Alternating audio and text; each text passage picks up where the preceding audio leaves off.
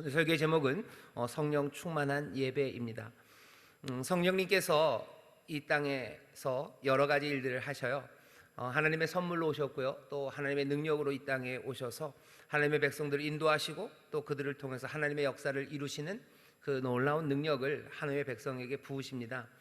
우리가 알고 있는 몇 가지 성령님이 하시는 일이 있어요. 오늘은 온성금, 또 다른 어느 때보다도 성령님 이야기를 해야 되는 시간이죠. 우리가 크게 알고 있는 건 두 가지입니다. 성령님이 하시는 일, 먼저는 사도행전에 적혀 있는 것을 보면요, 성령님은 예언의 영으로 이 땅에 오셔서 예언의 영으로 하나님의 백성들에게 임하셔서 그 능력으로 그 백성을 충만하게 하시사 그들로 예언하고 복음을 증거하게 합니다. 그러니까 사도행전 전체 이야기가요, 성령으로 충만해서 복음을 전하는 이야기예요. 말할 수 없었던 사람들이 말하기 시작하고요, 숨어있던 사람들이 나오기 시작하고, 복음을 증거할 때 놀라운 기적과 역사, 보호하심, 인도하심, 깨닫게 하심을 통해서 사람이 할 수 없으나 성령의 도우심과 그 능력으로 복음을 증거하게 합니다. 숨어있었던 사람들입니다. 그리고 못나고 부족했던 사람들이에요. 하지만 세상에 있는 모든 지혜 있는 자들보다 더 지혜 있게 하시고 세상에 어떤 힘을 가진 사람들보다도 더 용감하게 하셔서 하나님의 사람들, 예수님의 제자들이 복음을 증거하도록 성령님이 능력을 주시죠. 그래서 우리가 알고 있는 것은요, 성령님이 우리에게 충만하게 임하셔서 우리에게 능력을 주시면 우리는 복음을 증거할 수 있는 줄 믿습니다. 그게 우리가 알고 있는 첫 번째예요. 사도행전 전체가 그 이야기입니다. 또 성경을 보면요, 사도행전 말고 신약에 굉장히 많은 분량이 바울이 쓴 서신서입니다. 바울의 서신서를 보면 바울은 누가가 이야기했던, 사도행전에서 이야기했던 성령 충만으로 복음 증거하는 이야기 말고 조금 다른 이야기를 합니다. 이건 복음 증거하는 능력을 성령님이 주시지 않는다고 바울이 얘기하는 게 아니라 바울의 관심은 좀 다른 데 있어요. 물론 사도행전에서 바울이 성령의 충만함으로 복음을 증거하지만 바울이 남겨놓은 편지들은 그 묶여있는 것이요, 한 가지입니다. 성령을 통해서 새로운 능력을 받아서요, 새 마음과 새 삶으로 다른 행동들을 하는 거예요. 성령님이 우리에게 임하시고 우리에게 능력을 주셔서요, 다른 행동들을 하기 시작합니다. 가장 대표적인 게 사랑이에요. 은사죠. 사랑의 은사를 우리에게 주셔요. 방언의 은사를 주셔요. 그리고 또 지혜를 주셔요. 믿음을 주셔요. 우리를 거룩하게 하시고 우리를 진리 가운데로 인도하셔요. 우리로 하여금 고난 가운데도 영광을 보게 하시며 예수 그리스도 따라가게 하는, 전에 없었던 그리스도의 행동들, 그리스도의 삶으로 살아가도록 성령이 우리에게 모든 능력을 더하시죠. 그러니 성령님 안에서 맺어지는 삶의 열매들은요, 사랑과 희락과 화평과 오래 참음, 자비와 양성과 충성과 온유와 절제라는, 어쩌면 예수님에게서 보여줬던 그 아름다운 삶의 모습들, 그 모습들이 사람의 힘으로는 안 됩니다. 죄의 법 아니라 성령의 법이, 성령의 능력이 우리로 하여금 다른 행동들, 다른 삶을 살아가게 합니다. 신약 성경에 보면 그 두 가지가 굉장히 특징적이에요. 그러니 우리 교회처럼 순복음교회, 오순절 교파의 교회들, 성령 충만함과 방언을 가르쳤던 교회들은요, 그 강조했던 것 두 가지 중에서 특별히 먼저 번, 성령님 우리에게 능력 주셔서 복음 증거하게 하신다라는 것이 더 중요하게 뜨겁게 붙잡았어요. 그러니 다른 어떤 교단들이나 아니면 다른 어떤 성도들, 교회 역사 안에 있었던 어떤 성도들보다도 더, 이러면 좀 자랑하는 것 같나요? 그런데 그렇게 틀린 말은 아닙니다. 복음 증거하는 것, 그리고 전도하는 일에 최선을 다하며 성령님의 도우심과 능력 주심을 구하며 나갔습니다. 우리처럼 믿는 사람들이 있었던가 하면요, 조금 다른 방식으로 바울이 강조했던 것처럼 삶에서 새로운 행동의 변화들, 그래서 예수님 닮아가는 것, 그것에 마음을 두고 그 일을 쫓아갈 때 성령의 도우심을 구하는 사람들이 있어요. 그렇게 삶의 변화로 예수님을 쫓아간다는 사람들은 그냥 공부해서 따라가는 건 아닙니다. 그분들도 성령의 도우심을 구하고요, 성령의 감동, 감화하심, 그리고 진리의 영이 그들에게 생명의 길, 참된 길을 알리셔서 정말로 성령의 능력으로 삶의 변화, 행동의 변화, 그것들을 붙잡고 따라가는 데 집중했던 사람들이 있습니다. 이걸 서로 나눠서요, 이게 맞다 저게 맞다 할 일은 아닙니다. 성령이 주시는 능력과 그 충만함으로 복음 증거하는 것, 성령의 능력과 그 충만함으로 내 삶이 변하는 것, 이거 놓칠 수 없습니다. 그런데 오늘 제가 하나 더 말씀드리고 싶어요. 우리가 어쩌면 놓치고 있었던 것 중에 하나가 뭐냐면 성령 충만한 예배입니다. 사도행전이 성령의 충만함과 그 능력으로 복음 증거하는 것에 대하여 강조했고, 바울의 강조가 성령의 능력과 그 충만함으로 삶의 행위가 바뀌는 것들을 이야기했다면, 사도행전도 또 바울의 서신서도 그리고 성경 전체도 놓치지 않고 말하는 것 하나가 성령의 충만함과 그리고 성령의 능력 안에서 드려지는 예배에 관한 이야기입니다. 성령 충만하여 전도해요. 그리고 성령의 충만함과 그 능력으로 우리의 삶이 바뀌어갑니다. 그리고 오늘 사랑하는 성도 여러분들에게 알려드리고 싶어요. 성령의 충만함과 그리고 성령의 능력으로 우리의 예배가 달라집니다. 우리의 예배에 대해서 다시 한번 얘기하고 싶은 거죠. 우리 모든 사람들, 특별히 모든 성도들은요, 한 하나님을 섬깁니다. 어느 곳에서 예배하든지 지금 이곳에서 아니면 영상으로 함께 예배하는 우리 성도님들 많으셔요. 또 이 시간에 우리 교회 말고도요, 곳곳에서 금요일 밤 하나님 앞에 나와서 예배하십니다. 이 모든 예배들 대한민국뿐만 아니라 세계 곳곳에서 그리고 여러 가지 형태로 예배를 드리죠. 그리고 그 모든 예배는 성령 안에서 한 하나님께 드려지는 예배임을 분명히 믿습니다. 하지만 분명한 사실 또 하나는요, 어떤 곳에서 드려지는 예배는요 조금 달리 보입니다.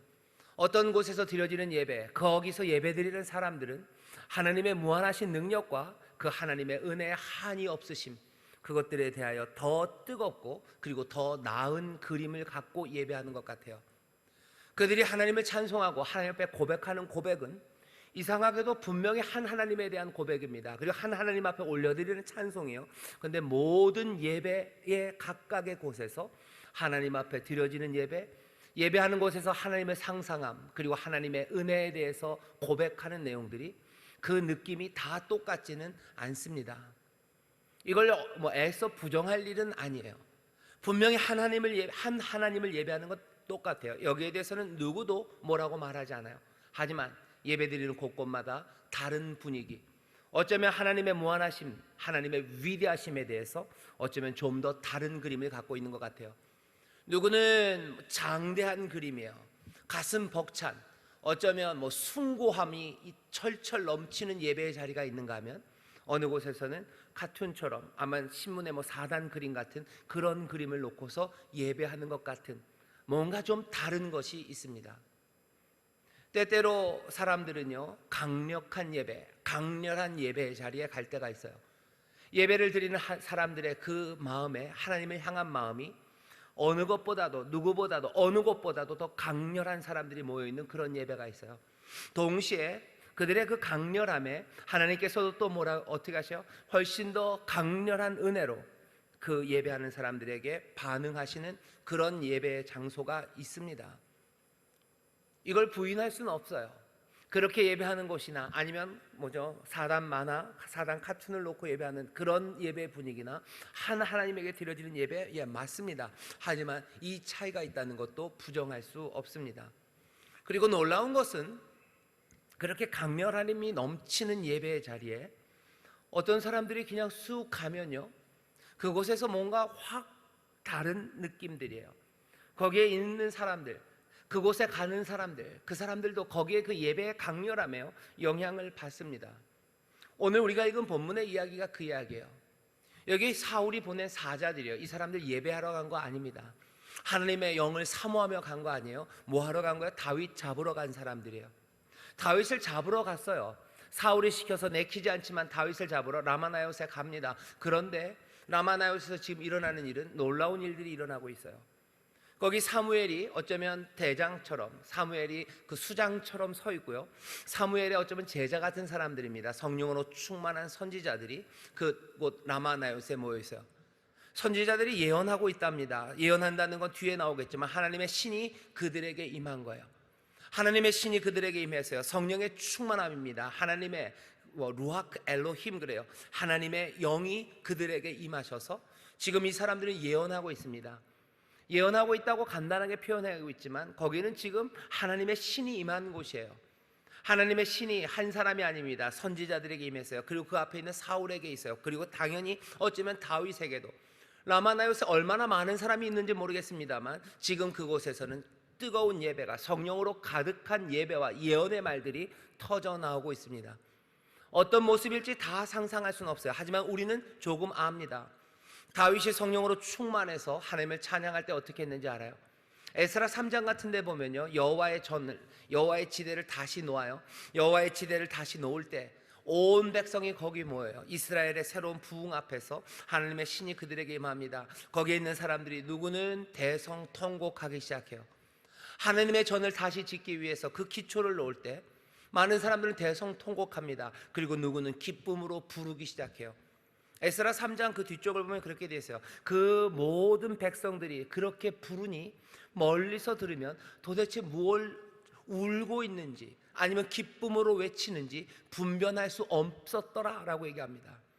여기 예언하는 자리도 마찬가지일 겁니다. 어떤 선지자는 예언하며 하나님의 은혜, 그 놀라우신 역사와 다스리심, 하나님이 이끌어 가실 이제 이스라엘의 역사를 기뻐 외치며 예언했을 거고, 누구는 어쩌면 사울 때문에 그리고 또 이스라엘의 범죄함 때문에 눈물로 하나님 앞에 나와서, 누구는 내 삶에 베푸신 하나님의 놀라우신 능력과 그 인도하심에 감격하며, 또 누구는 하나님의 도우심을 구하며 그 은혜를 사모하며 깨어진 마음으로 눈물로, 분별하기 어려운 그 강렬함이 성령 하나님의 신이 임재한 그곳에 선지자들과 그리고 선지 생도들과 그리고 사무엘, 다윗 모든 사람들이 여호와의 영으로 충만하여 예배하고 있는 곳이에요.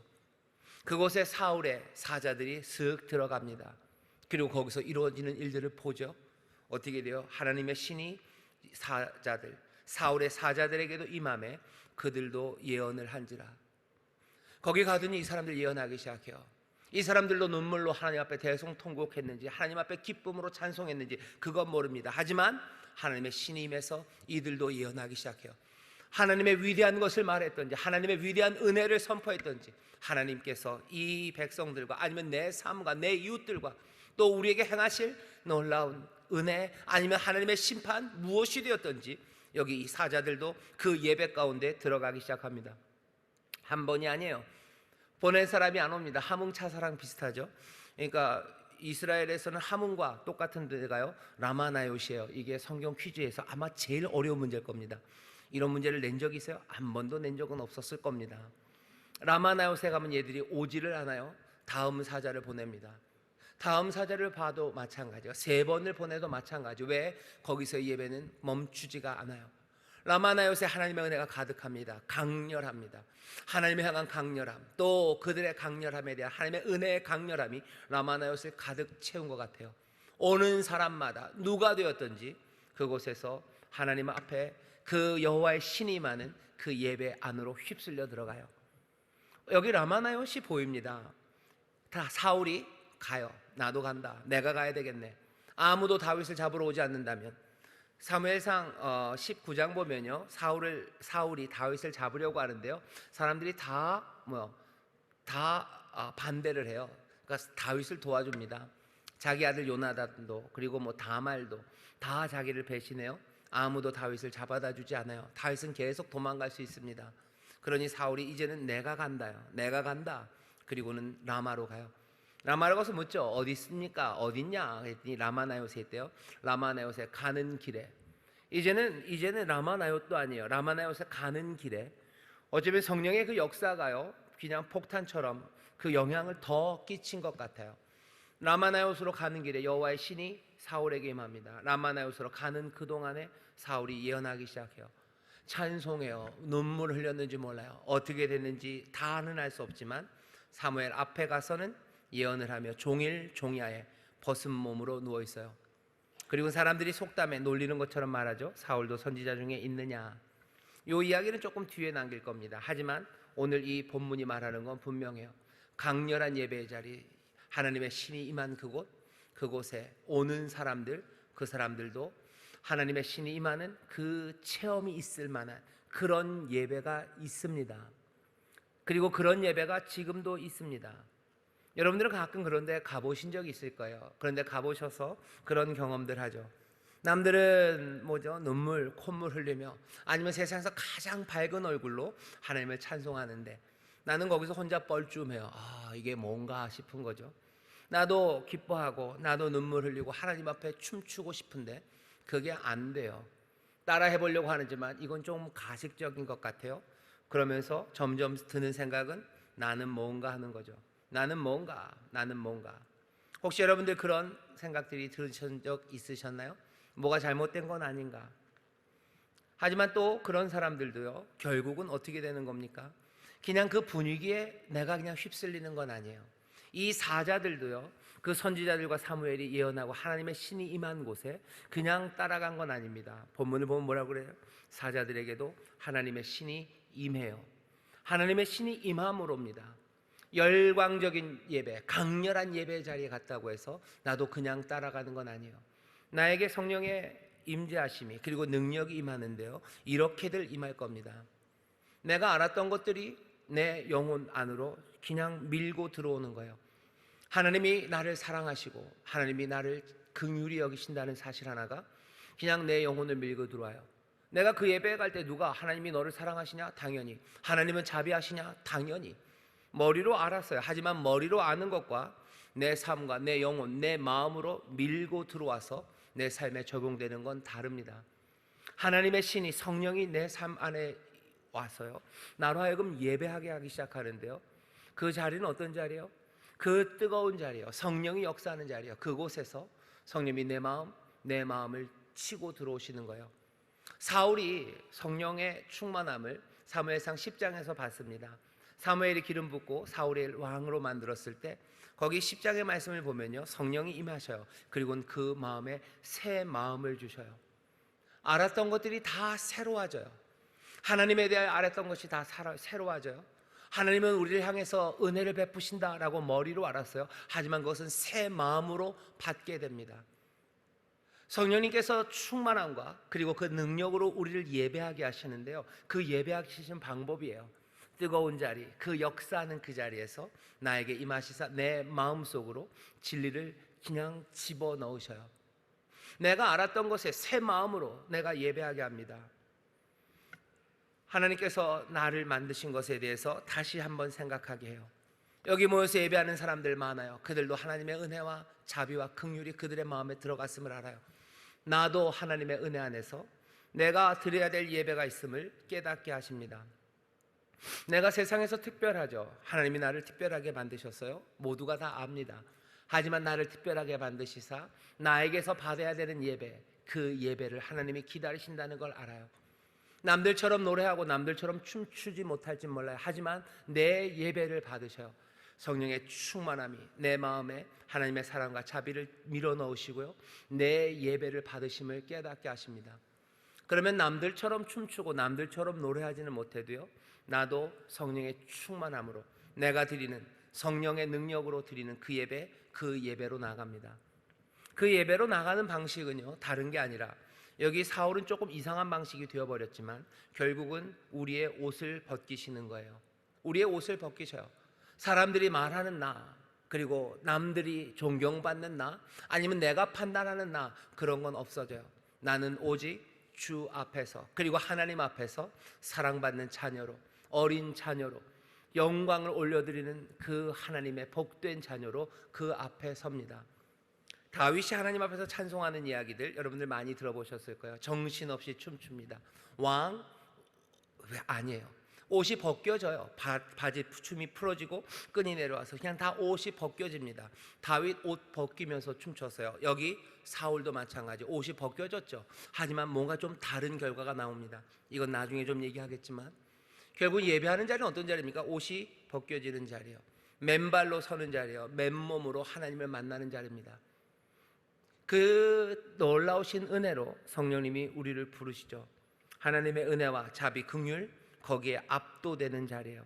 그러니 무릎을 꿇고 엎드리고, 그리고 성전을 지었던 그 사람들, 여호와의 지대가 올려졌을 때 통곡하고 또 기쁨으로 부르는 것처럼 분별하기 어려운, 내 슬픔은 슬픔대로 주를 향한 기쁨은 기쁨대로 쏟아져 나오는 그 예배가 성령의 능력과 충만한 가운데 드려지는 예배입니다.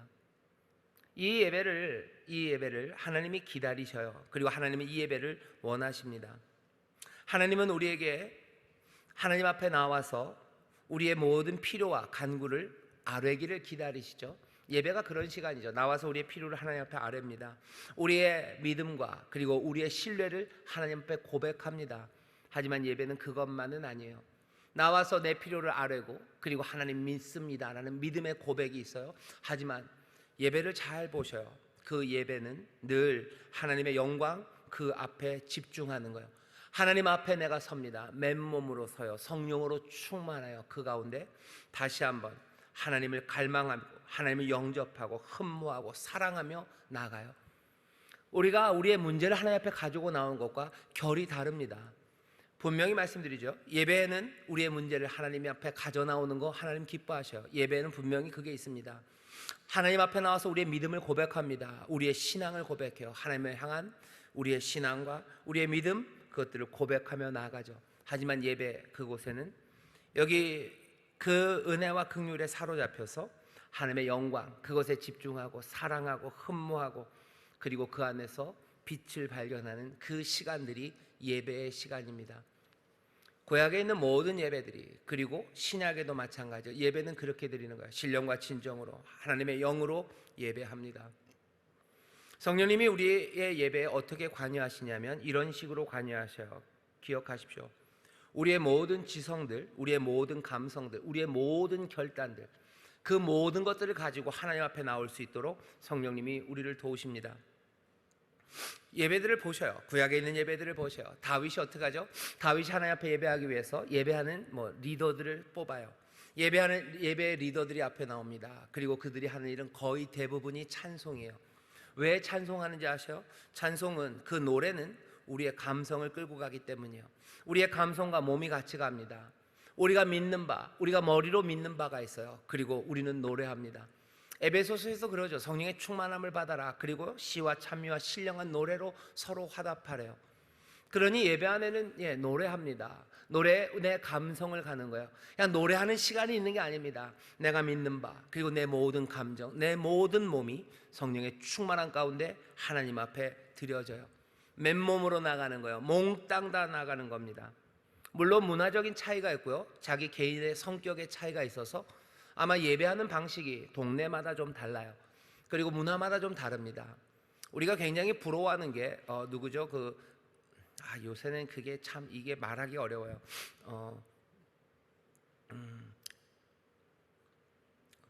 이거 뭐라고 그래야 되죠? 흑인이라고 그래야 되나요? 흑인이라고 정치적으로 올바르게 말하면 아프리칸 아메리칸이라는데 그것도 사실은 말이 안 돼요. 뭔지 아실 겁니다. 흑인분들이 예배 드리는 방식이 있어요. 그분들 찬송하는 거 보면 우리랑은 달라요. 백인들과 하는 것과도 달라요. 라틴이 예배하는 게 달라요. 우리가 예배하는 것도 좀 다릅니다. 대한민국 사람들은 흥이 많다고 그러는데 예배할 땐 좀 흥이 좀 사라져요. 우리가 흥이 많았던 건 요즘 누구죠? 임영웅 씨를 통해서 확인이 되죠. 우리는 약간 트로트 감성이 어디에 있나 봐요. 일본의 일제 잔재라고 그러는데 꼭 그렇게 얘기할 것만은 아니라고 생각합니다.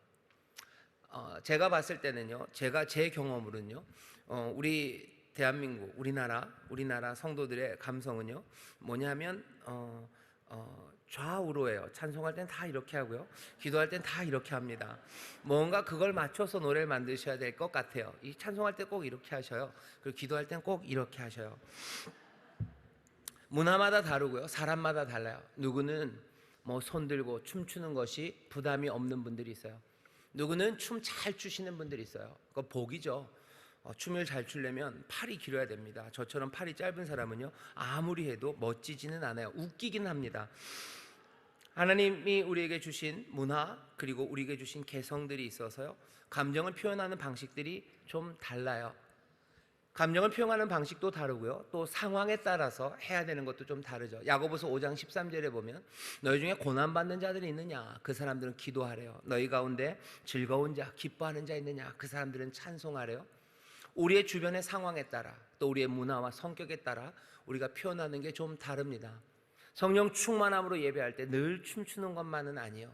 지금처럼 이렇게 힘든 시간에 성령의 충만한 가운데 대성통곡하고 가슴을 치고 또 뒹굴 수도 있어요. 하지만 또 놀랍게도 그 가운데 하나님을 향한 기쁨과 감사의 몸짓과 손짓이 우리 가운데 있을 수 있습니다.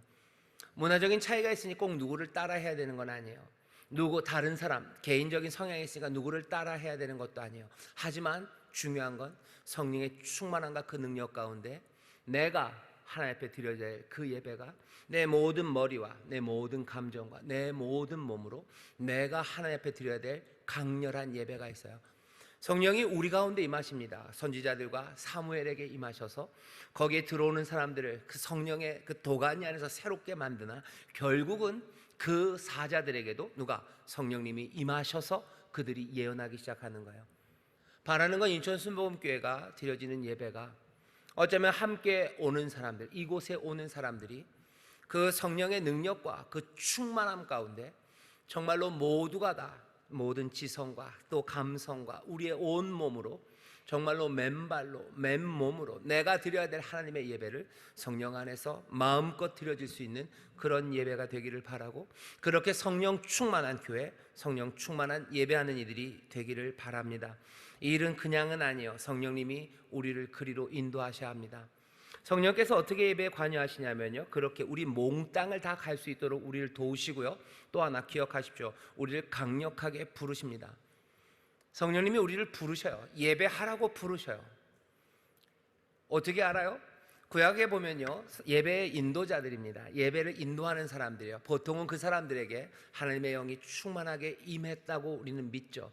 그리고 그런 사람들이 아주 오피셜하게 그 사람들을 성령으로 충만하여 예배를 이끄는 사람들입니다. 예배를 이끄는 사람들이 성령께서 주시는 말씀을 그 백성들에게 전해요. 전하는 제일 유명한 말은 뭐예요? 할렐루야입니다. 할렐루야는 어떻게 쓰여지는지 잘 모르겠지만 하나님 앞에 드려질 이야기는 조금 아닙니다. 할렐루야는 아주 강력한 명령이에요. 무슨 명령입니까? 주를 찬양해라라는 거예요. 할렐루야라고 하나님 앞에 얘기하는 게 아니라, 제가 예배의 인도자라면 제가 여러분들에게 할렐루야, 주를 찬양해라라고 명령하는 거예요. 앞에 선이가 성령의 충만함으로 예배를 인도해 갑니다. 성령님이 예배를 인도하시고 예배에 관여하시는 방법은 강력한 부름이에요. 예배로 오라고 강력하게 부르시는 겁니다. 오늘 이 시간에 내가 하나님을 예배해야 되겠다, 내가 하나님 앞에 나아가야 된다라는 부르심이 들린다면 이건 성령의 부르심이에요. 그리고 이것이 들려야 됩니다. 그냥 밍밍하게, 아니요, 할렐루야, 이거보다 더 강한 명령이 없을 만큼 아주 강력한 히브리 임페러티브예요. 그냥 명령어예요. 그냥 이것저것 없어요. 아주 단순하고 분명한 명령입니다. 할렐루야, 주를 찬양해라, 예배해라라고 지금 강력하게 부르는 거예요. 시편을 보면 여기저기 할렐루야가 나와요. 할렐루야가 서로 얼굴 보면서 할렐루야라고 할 거는 아니에요. 어떻게 하셔? 이제 큰일 났네. 우리 인천수목교회 성도들 볼 때마다 할렐루야를 하실 때마다 어떻게 눈에 힘을 꽉 주시고 해야 되는 거야. 할렐루야, 주를 찬송하라고, 주를 찬양하고 예배하라고 지금 부르는 부르심이에요. 이 부르심이 들려져야 됩니다. 성령님이 우리를 부르셔요. 성령 충만한 예배, 성령의 능력이 우리를 전도하러 강력하게 밀어내는 것처럼, 우리의 삶을 바꾸고 하나님의 의와 그리스도가 보이신 진리를 따라가라고 우리를 강력하게 밀어붙이시는 것처럼 예배하라고 성령님이 우리를 강력하게 밀어붙이십니다. 성령님 예배에 관여하시는 방식은 그런 방식이에요. 강력하게. 그리고 또 어떻게 해요? 성령님이 예배에 관여하시는 방식은 예배하는 사람들을 어디로 이끌어가셔? 예배하는 모든 이들을 그 미래로 이끌어갑니다. 앞날로 이끌어가요. 성령은 오는 세대의 영입니다. 내세라고 우리가 번역된 말들인데요, 내세가 온다는 거죠. 올레자에다 세대 세자예요. 내세라는 것이 어디에 있는 뭔가 장소라고 생각하지 말고요, 그걸 훨씬 더 다이나믹하게 이해를 하셔요. 우리에게 확 오는 세대입니다. 멀리 있는 세대이기도 해요. 아직 오지 않은 세대이기도 해요. 하지만 그 온다는 말을요, 그냥 동사 ing처럼 해석을 하면 우리에게 확 오는 세대예요. 성령님은 오는 세대, 어쩌면 미래 세대에 속한 분이십니다. 그런데 그분이 뭐예요? 우리에게로 오셨어요. 그분은 우리를 어디로? 그 오는 세대로 인도하셔요. 우리가 알고 있는 내세, 오는 세대는요, 새 예루살렘이 이 땅에 임하는 세대입니다. 새 예루살렘은 놀랍게도 그게 도시입니다. 한 도시인데, 도시를 얘기할 때 보통은 뭘 얘기해요? 면적을 얘기하죠. 그런데 새 예루살렘을 얘기할 때는요, 면적을 얘기하지 않아요. 면적을 얘기하려면 가로 세로만 얘기하면 됩니다. 장광만 얘기하면 돼요. 하지만 새 예루살렘을 말할 때는 고를 말해요. 조금 다르긴 하지만 새 예루살렘은 1만 2천 스타디온, 굉장히 큽니다. 그리고 장과 광과 고가 똑같아요. 정육면체요. 이상하죠? 도시를 정육면체라고 얘기하는 게 이상합니다. 원래는 도시를 말하면요, 면적을 말할 뿐이에요. 하지만 예루살렘은 장과 광과 고, 직육면체, 가로 세로 높이를 말해요. 가로 세로 높이를 말하는 건 하나 있습니다. 뭐냐면 이스라엘에게 하나님께서 지성소, 가장 거룩한 곳, 하나님의 은혜가 머무른 그곳을 만들 때 장과 광과 고를 말해요.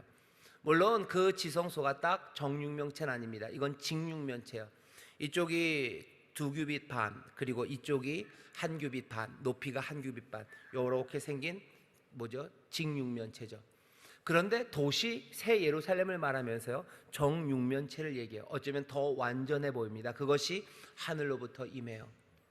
새 예루살렘, 새 하늘과 새 땅, 새 예루살렘, 그곳은 뭘 닮았어요? 지성소를 닮았어요. 지성소, 히브리서에서 얘기하죠. 그리로 와라 와라, 모두가 와서 예배해야 되는 그곳이 이제는 새 예루살렘. 이제 그 새로운 세상은요, 몽땅 다 지성소, 하나님 앞에 나와서 예배하는 곳입니다. 성령님은 우리를 이 왕국으로, 이 나라로 참여하게 하시는 이에요. 현재의 고난과 역경에도 불구하고 성령님은 우리에게 이 위대한 영광을 보이십니다. 히브리서 6장 4절에서 5절 보면요, 하늘의 은사를 맛보았다고 그래요. 하늘의 선물이죠. 내세의 능력을 맛본 사람들. 물론 히브리서 6장 4절 5절의 이야기는 좀 나쁜 맥락입니다. 하늘의 은사를 맛보고 오는 세상에 그 능력을 맛보고도 떠나간 사람들, 그 사람들은 다시 용서받을 수 없을 거다라고 얘기하시는데, 결국은 먼저 이 땅에서 성령의 능력과 충만함으로 하늘의 은사와 내세의 능력을 우리들이 맛본다고 얘기하는 거예요. 예배하는 이 자리에서 성령님이 어떻게 우리에게 관여하십니까? 성령님이 예배할 때 우리를 어디로 이끌어 가셔요? 오는 세상으로 이끌어 가셔요. 하늘의 은사를 맛보게 하셔요. 그리고 오는 세상의 능력, 그것들을 맛보게 하십니다. 천국을 보게 하시는 거예요. 그리고 하나님 앞에서의 삶, 그 삶을 우리에게 보이시는 거예요. 이 땅에서는 고난이 많으나 로마서에 있는 것처럼 장차올 영광, 거기에 비할 바 없다고 우리가 머리로 알아요. 하지만 예배할 때 우리를 어디요? 그 영광으로 오는 세대의 성령은 우리를 그리로 이끌고 갑니다. 그러니 여기에서 주저앉아 있고 눈물 흘리는 사람들은 그 오는 세상에 하나님의 그 온전함을 바라보며 뭐 하는 거예요? 춤추기 시작하는 거예요. 이 땅의 일들이 잘 될 걸 기대하면서 춤추는 게 아닙니다. 그 오는 세상, 눈물을 닦으시고 모든 의를 다 이루시고 주의 능력 안에서 흰옷 입은 사람들이 세상을 다스리는 그 세상의 은사와 선물들을 맛보게 하셔요. 그러니 예배 가운데서 이루어지는 기쁨의 찬송들은요, 그냥 뭐 일이 잘 될 거라는 막연한 기대로 하는 거 아닙니다. 성령은 우리를 그리로 이끌고 가셔요. 그러니 예배 안에서 성령님이 충만함과 그 능력으로 우리에게 맛보게 하는 기쁨과 평안은 세상에 줄 수 있는 게 아닙니다. 세상이 빼앗아갈 수 없는 겁니다. 그리고 세상은 알 수도 없는 거예요. 오는 세대의 영이 우리를 그리로 인도해 가시는 거예요. 예배할 때마다 여러분들 기대하십시오. 성령 충만한 예배예요. 성령님이 우리에게 할렐루야 예배하라고 우리를 밀어붙이는 자리예요. 예배할 때마다 하나님의 영이 그렇게 임합니다. 그거랑 똑같아요. 아까 말씀드렸죠? 우리에게 전도하게 하시고 우리의 행동을 바꾸시려는 성령님, 충만함과 능력으로 우리를 그리로 이끌어 가실 때 그냥 슬쩍 하지 않으셔요. 전도하고 복음 증거하는 걸로 우리를 밀어붙이셔요. 우리의 삶이 바꿔갈 수 있도록 성령님이 우리를 도우시고 채근하시고 때로는 책망하시며 그리로 이끌어 가셔요. 예배도 마찬가지입니다. 성령님이 우리를 부르셔요. 할렐루야 예배해라라고 우리를 부르셔요. 부르시고는 어떻게 하십니까? 우리의 모든 생각과 감정과 그리고 우리의 모든 몸까지, 모든 옷들은 다 벗어버리고 맨발로 맨몸으로 주 앞에 나와서 그 은혜와 긍휼 자비함에 사로잡히라고 우리를 인도하시고요. 그렇게 성령님이 우리에게 새 마음을 주셔서 인도하시고, 그리고는 어떻게 하십니까? 놀라운 복으로 그 미래, 그 하나님의 나라, 그 내세, 그 영광의 자리로 우리를 훅 데려가시는 거예요. 거기서 맛봅니다. 거기서 그 영광을 봅니다. 그리고 즐거워합니다. 그리고 그 영광 가운데 또 탄식하며 우리는 예배합니다. 사울 이야기로 마지막 마무리를 하죠. 사울은 하나님의 신이 임한 건 분명해요. 하지만 이 사람은 성령이 임했는데요. 성령이 임했는데 지금 여기 보면 예언하죠. 많이 예언하지만 결국 옷을 벗습니다. 옷을 벗은 다윗은 하나님 앞에 칭찬을 받아요. 하지만 여기 있는 이 사울은 온갖 부끄러움 그리고 수치의 이야기로 이 말이 기록됩니다. 왜 그럴까요? 왜 그럴까요? 여기 사울은 결국은 자기가 가졌던 모든 권세가 다 빼앗기는 거예요. 왕으로서 이제는 더 이상 아무것도 아닙니다.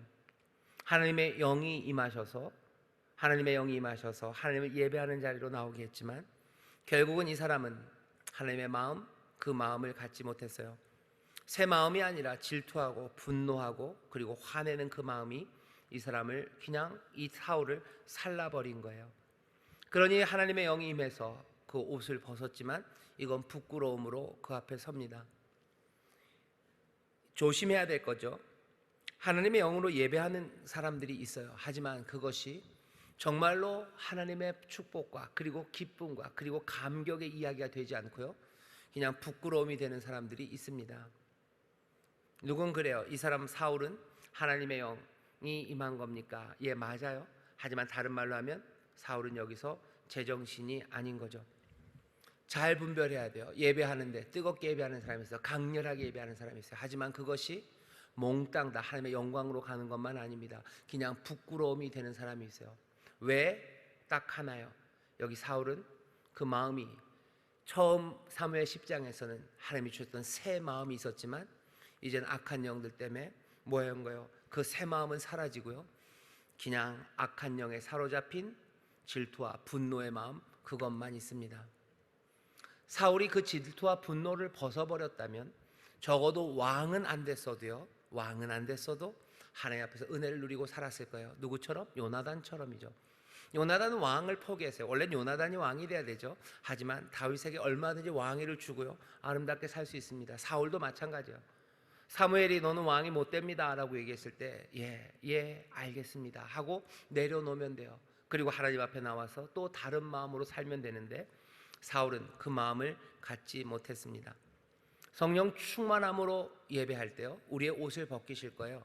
우리의 옷을 벗기시고 우리의 모든 것들을 다 내려놓고 주 앞에 나아가게 하시는데, 다시 한번 더 조심하고 또 간구하고 기도해야 될 것은 성령님이 우리에게 새 마음을 주셔서 새 마음으로 예배하는 곳에 나오기를 여러분들 사모하셔야 됩니다. 왜냐하면 많은 예배에 성공한 것처럼 보이고 뜨겁게 예배하는 사람들 중에서 결국은 이 부끄러움, 모든 옷을 벗고 또 하나님에서 버림받은 사람들, 그 사람들이 우리 주변에 얼마나 많은지 몰라요.